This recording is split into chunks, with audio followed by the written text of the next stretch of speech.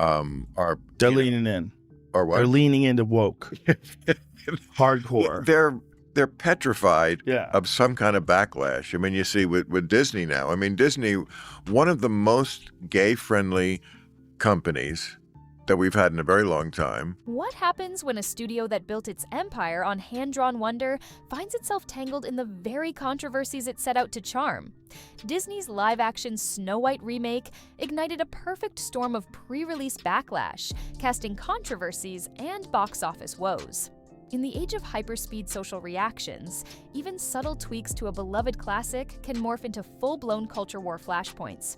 Today, we'll unpack how every marketing beat, casting choice, and CGI decision combine to transform an anticipated fairy tale into one of Disney's most instructive misfires, one that asks whether modernizing a legend must always come at the cost of its soul. From the moment the first teaser landed, Snow White 2025 set off alarm bells in fan communities. Within hours, social media feeds flooded with split-screen comparisons of the original's warm, hand-painted woods and the new trailer's cooler, hyper-stylized forest. Viewers zeroed in on costume redesigns. Snow White's gown featured sharper lines, darker hues, and a silhouette that departed from the familiar puffed sleeves. When the Queen's crown inched from delicate filigree to angular metal, blogs exploded. "They've lost the fairy tale magic," proclaimed one viral post. Before Disney could tighten its grip, hashtags like #NotMyPrincess and #WokeDisney trended worldwide. Speculation ran rampant. Some argued the studio had swapped innocent mythos for forced social messaging. Others suspected behind-the-scenes rifts were driving creative compromises. Rumors of reshoots, last-minute script doctoring, and Star Studio clashes fanned the flames. Each new marketing artifact, whether a 10-second spot or a character poster, was dissected under a microscope, with critics calling out tone-deaf dialogue choices and cartoonish visual effects. Even international fans weighed in. A French lifestyle influencer lamented that the remake felt more tourist attraction than story, while a Brazilian critic questioned why promotional materials focus so heavily on modernized themes at the expense of classic romance. By the time the official full-length trailer dropped, many potential viewers felt they'd seen enough to skip opening weekend. Advanced ticket sales dipped 20% compared to comparable live-action remakes. In the digital echo chamber, the narrative had already solidified. Disney wasn't delivering the nostalgia they craved, but a blockbuster petri dish for social controversies. And that pre-release uproar, brewing long before a single scene played on the big screen, would prove impossible to contain once audiences finally took their seats. Casting Rachel Zegler as Snow White was meant to spotlight fresh talent, yet her off-camera comments ignited fresh flashpoints. In early interviews, she described the 1937 original as outdated and tone-deaf, suggesting the new adaptation would speak to our generation. There is a big focus on her love story with a guy who literally stalks her. Weird. Social media sleuths dug up posts in which she criticized fairy tale tropes and championed modern feminist reinterpretations. Suddenly, an actress once lauded for her breakout in West Side Story became a lightning rod. And Disney decided to hire the most insufferable girl boss narcissist that exists on Earth, who hates Snow White. When death threats against Zegler surfaced, Disney quietly beefed up her security detail. So with Snow White, let's go through this, right? There's no prince. Woman doesn't need a prince. Oh, Lord. Really? Okay, good luck back then. But instead of issuing a clarifying statement, the studio largely stayed silent, allowing online discourse to paint her as either a courageous voice for progress or an ungrateful newcomer attacking a cherished legacy. Fan forums splintered into camps. Some rallied behind her stance that characters need agency beyond damsel in distress, while others felt she was disrespecting the very material that launched her career. Memes circulated showing animated edits of classic scenes with sarcastic captions like, "Snow White schools you on feminism." As the promotional tour ramped up, every public appearance by Zegler was scrutinized. Reporters asked loaded questions designed to provoke sound bites, then posted clips highlighting her most polarizing remarks. In one late-night show, she attempted a light-hearted pushback, joking that she loved the original in an anthropological sense, but the damage was done. Viewers who might have come to appreciate her performance were instead primed to watch for missteps, and when she finally stepped onto the red carpet at premiere night, the reaction was muted. A smattering of cheers drowned out by a chorus of online jeers. Movie companies are going to look at her and they're going to say box office poison. And a lot of this is due to her behavior leading up to the film's release. That controversy marked just the beginning of a challenging journey between artist, audience, and studio. Doesn't need a prince to save her, and not surrounded by 7 weird people. Oh, okay, just CGI fictional goblins, I guess. I think they could have done all that woke shit. You want to cut woke? They could have done all that still. And as long as she had gone out and been like, well, we just have a different story. I like the old story, but we're doing a different one this time. You're probably right. The backlash would have been 10 times. Yes. You're probably right. While star controversies simmered, another flashpoint erupted around the Seven Dwarfs. In a radical departure, Disney announced that instead of casting little person actors, the remake would feature fully CGI-generated characters. And then they couldn't put dwarfs because this is just so typical of the left. The progressive always finding a way to find their way back to doing something not progressive. Internally, executives argued that cutting-edge effects would enhance the enchantment, but advocates for actors with dwarfism saw it as an erasure of opportunity. When Peter Dinklage publicly denounced the decision as demeaning, voices from the dwarfism community rallied behind him, demanding authentic representation. To go out and badmouth everybody and talk smack about, older movies in the same franchise, the canon story, I guess? Yeah. I don't know, dude. I feel like they would have had better control over that. Leaked concept art further inflamed passions. Early images showed robotic-looking figures with glassy eyes and muted movements. Fans lamented that each dwarf had become a generic sprite, robbed of the unique quirks that once defined them, whether it was Doc's gentle leadership or Dopey's innocent grin. Disability rights organizations issued statements. Real actors bring depth no amount of digital polish can replicate. I think it was Peter Dinklage said, this is, this is not right. This is demeaning. And they were like, what? We just want to work. We're dwarves. So, ho, ho, ho. Anyway. On Reddit, threads exploded with stories from little person performers who'd auditioned but never heard back. This was our chance to shine, one hopeful wrote, and we're told to step aside for pixels. You'd think the most progressive thing would be get people jobs, and dwarves want to work. Faced with mounting pressure, Disney released a defensive statement claiming the CGI approach honored the dwarfs as timeless magical beings. But when fan-dubbed leak cam footage began circulating, showing stiff, puppet-like walk cycles, critics called the defense hollow. Social media influencers staged digital protests, overlaying original animation cells with the new CGI to highlight the stark emotional void. The controversy reached beyond Hollywood trade papers, sparking mainstream news coverage that questioned whether a billion-dollar studio could outdo genuine human performance. And while the film's trailers touted visual spectacle, audiences mentally logged another mark against Disney's decision-making. But at the same time, I think going forward, they're going to be like, hey, shut up. Yeah. Tight-lipped. Otherwise, guess what? We're clawing back some money. Yeah. This would have been a lot better if they, had a strong male along with her. Finally, when viewers sat in darkened theaters, the dwarfs shimmered under enchanted torchlight, but fell flat in every other dimension. Critics noted that their movements were too synchronized, their expressions too muted, robbing scenes of the warmth and humor that made the original characters unforgettable.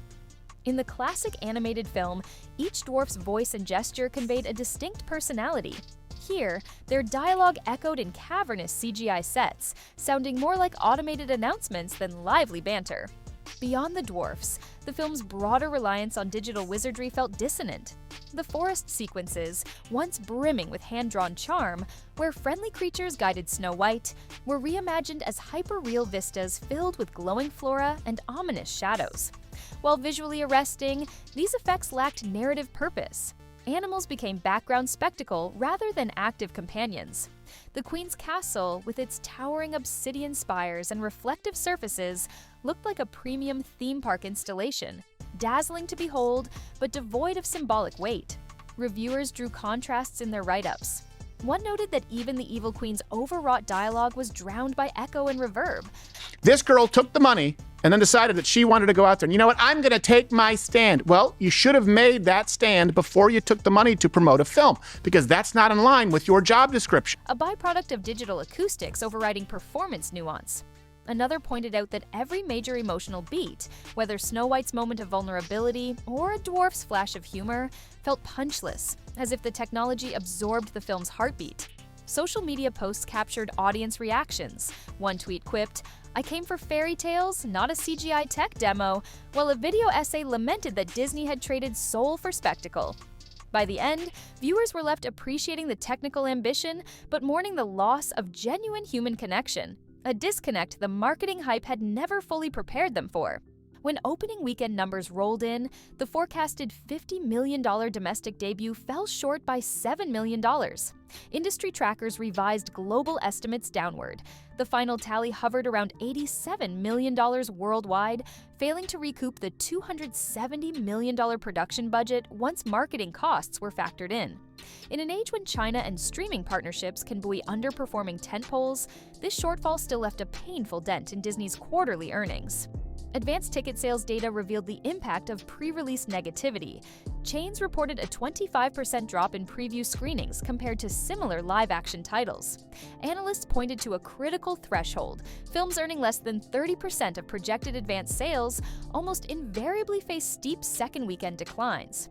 Sure enough, Snow White 2025 plunged 65% in its sophomore frame, an attrition rate typically reserved for movies panned by both critics and audiences.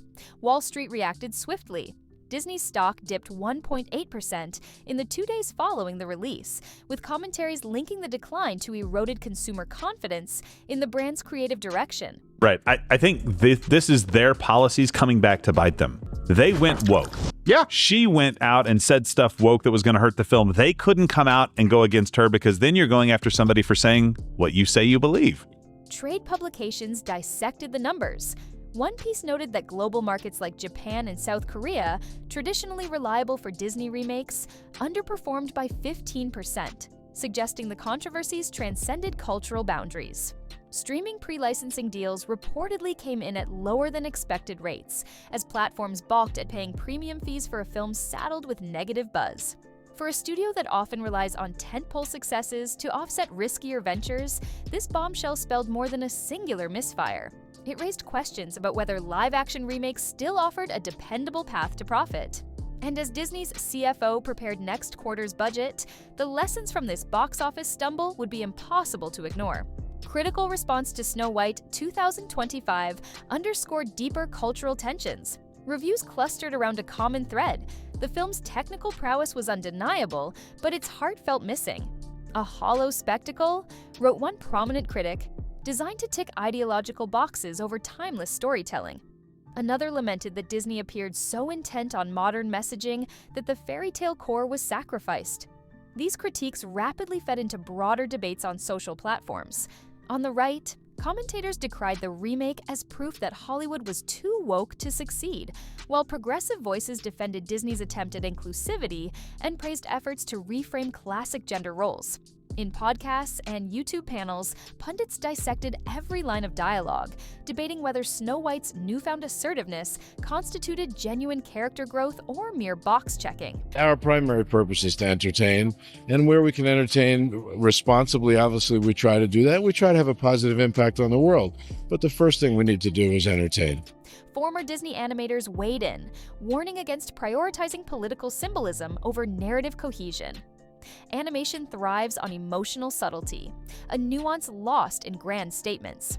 Social media algorithms amplified the controversy, interleaving film clips with hot takes and conspiracy theories.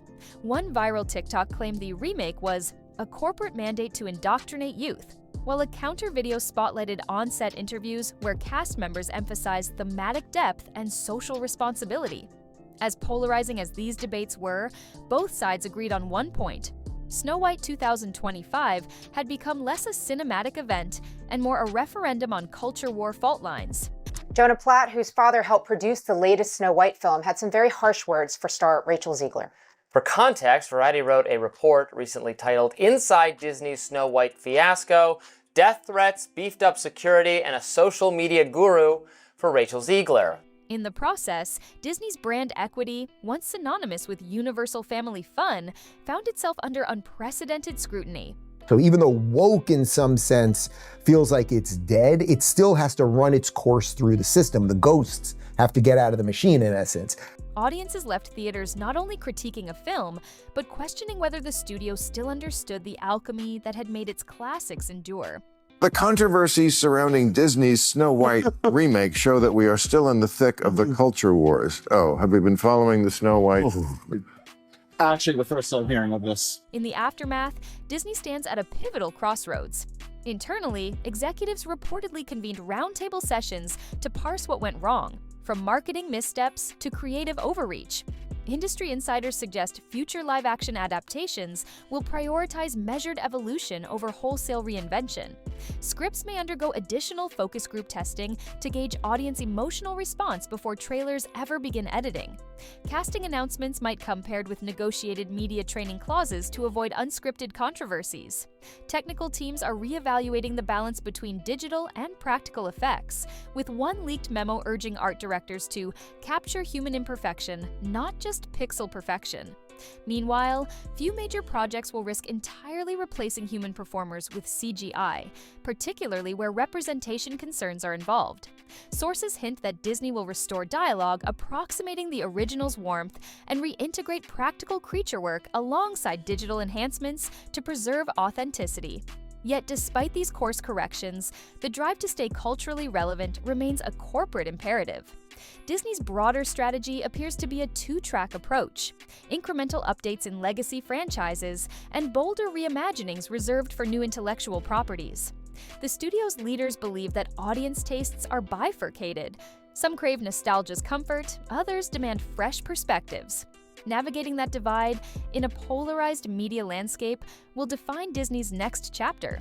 Because at its core, the question remains the same: can an entertainment giant evolve with the times without losing the magic that once made its stories timeless?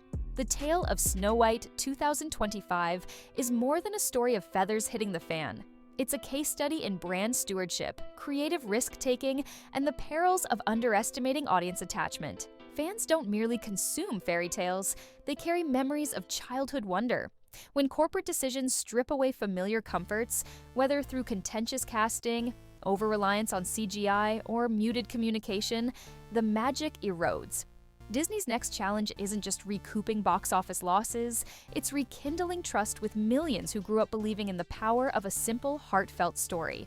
If they succeed, the real fairy tale will be about rediscovering how to evolve beloved legends without erasing the very soul that made them eternal.